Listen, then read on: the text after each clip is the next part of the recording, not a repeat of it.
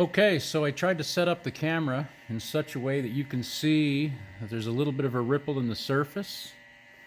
And if you look over here, I gently sanded this. And you can kind of see the darkened lights.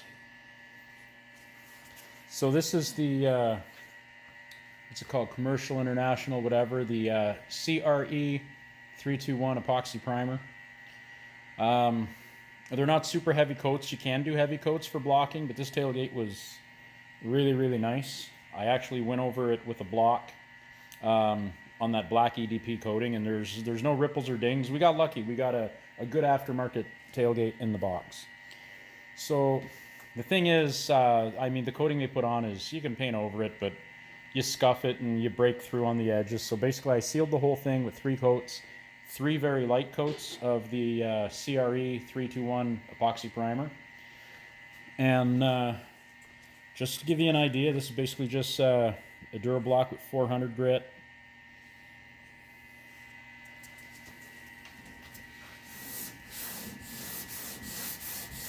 So once you sand it, you can kind of see light and darks, and you can definitely see that. So the nice thing is, basically, if you take it down to where the dark spots are the low spots, and right in this area they're completely gone. I'm not pushing hard, I'm not working hard here. I'm just basically going to make this as smooth as I can. In some cases you could probably, I always cut a little chunk off so that they don't overlap, you know, just to keep things flat. Now this is a truck, right? So this isn't a hot rod or a showpiece, so, you know, that's not going to hurt nothing. I'm still going to do it on 2 different diagonals because that's just good practice, and it also, I find, keeps the paper from gumming up as much. But I mean, I sand everything like that now, right? So some people like to do circles or whatever, but I just do the crisscross like so. And it may not be like, I might not do a 90, but maybe more of a, and then this way you can come this way too. But because this is round this way, I think this is the best way. So in that little bit of time, this whole area in here is flat and smooth like white paper. It is beautiful. So when I clean this off with a little bit of wax and grease remover, the metallic paint is going to be beautiful. It's going to be that Dodge electric blue color. PB5 is the paint code. And I'll tell you one thing I found. Now, if you're quick with your body work, like say you're in the, well, maybe not, but anyway, what I was going to say was, if you're in the collision center, you got a lot of different guys doing a lot of different things, and they're in and out as fast as possible. They put a little bit of a thinner primer on there because they need it to dry. They don't have, say, the time to wait. Like this, they say within 3 days. Now, if I put it on real thick, I'll wait 5 days. In this case, it's been 2 days. You could technically, I think it's I forget if it's 24 or 48 hours where you can paint over top and do nothing. Now, I could have added a little bit of thinner, made this a little bit flatter. And I mean, even the way it was, had I painted it the next morning, I could have went right over top. But with an electric blue color that has a little bit of pearl in it, it is just a base coat, clear coat. But, you know, there's some pearls or whatever in the paint. It's nice that everything lays down flat, so everything on the truck is the same. And I mean, if I get a little bit of really small light orange peel or a little bit of distortion in the clear, I mean, it's still going to be lighter than what would be on a brand new Kia. So, but the thing is, the color is going to pop. The pearls are going to pop. This particular color, when it rains and the sun's hitting it, you kind of see like, it's almost like a color changing paint. I mean, not really, but it does. It's just not all the way. It's not extreme, right? Because it is a base clear, but it is a nice color. So I find if you have these metallic and pearls and whatnot, they're going to lay down nice. You got to know like your gun settings. Now, in the case of this paint, and this is something guys talk about, and I don't know if we should talk about that, but let me pull this up. I'll come back and We'll finish sanding this later. How good does your paint gun have to be? There's a lot of, $1,200 paint guns out there. Do you need that? So earlier, I think I showed my primer gun. This is what I've been using with a 1.8 tip, and I've got a couple other tips. I think it comes with a 2 and a 2.1. The 1.8 with this particular primer, and again, this primer right here by PPG, really good stuff.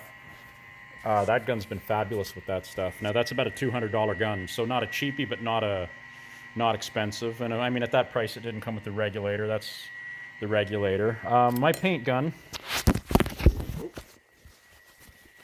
I'm all thumbs today. 4500 HVLP by ProTek. These are, I don't know about Napa, but you can get these anyway on Canada. You can get these through Benson's. I believe this was about $250, $260, somewhere in that realm. Anyway, it has a 1.3 tip. Not expensive, but I like this gun. Now I'm shooting Matrix, and I use a lot of Limco Supreme, but I've shot Omni and a few different things. The Limco's okay for most jobs.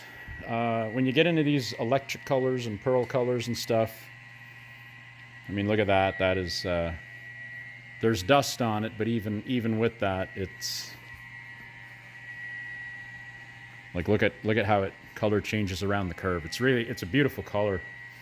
What I'm catching on camera doesn't do it justice. Like even the curves of the bumper going into the box, like anyway, so this is Matrix. And I believe what we're using for clear on this one, I went with the Clear Reflections, which is available in Canada, and it's about a middle of the road clear, I suppose. But my gun is really happy using it. I can fine tune it right down and spray it on and atomize it real hard. So if you had to do a blend, say you don't want to build a whole bunch of mils of paint on it, you can put a real thin layer on and it looks like glass. Now there's a bit of orange peel or distortion in this. Let me see if I can show you to what degree. And again, I'm not complaining. What I'm saying is you're going to get a little bit no matter what. You can always cut and buff. But what I like to do is tell people, go over to a couple new vehicles. Now if you go to a GM truck, the paint is really, really flat. But I find the newer GM trucks, when you do work on them, touch-up work, blend work, it's great that the paint is flat, but it's also very thin. So be careful when you're sanding and playing with it when you do your blends. But most new vehicles have a little bit of ripple. And I mean, other GM cars all have ripple. Just go to a new car lot and walk around. Because they're new, we don't look that close, but the reality is there is ripple. Yeah, it's picking up the dust. Like I can see right up above that light. You can kind of see it in the light there. See that little bit of distortion? Like it's very, very fine. This is better than what the factory had on this truck. That's just a fact. So, this is, I'm very pleased with this. This isn't cut, this is buffed, and honestly, if the whole truck turns out as nice as the box did and the other panels, we're not buffing nothing. This is going out the way it is with a nice hard finish. We'll go over it real quick and do with a little bit of Mother's product just to, it's good to put something on it just to protect it, because this is going to be out in the weather, and this is the guy's winter truck. It's a nice truck, but he's got a summer truck. He's got one of those Rebels. It's all nice and loaded. And there on this side you get the sun coming in from the window. You can probably see that. See how that electric blue is highlighting through the color. Well, that all comes from your pearls and your metallics within the paint. So when this is outside, and you know what, not just in the sun it's real bright everywhere, but when you have the opposite side of the truck, like the side that isn't getting all the sun, but it's bright out, it's like the truck kind of color changes. It's really cool. But anyway, so that's what we're doing today. I'm gonna go ahead and get all these panels ready and shoot them later, and maybe we'll do a...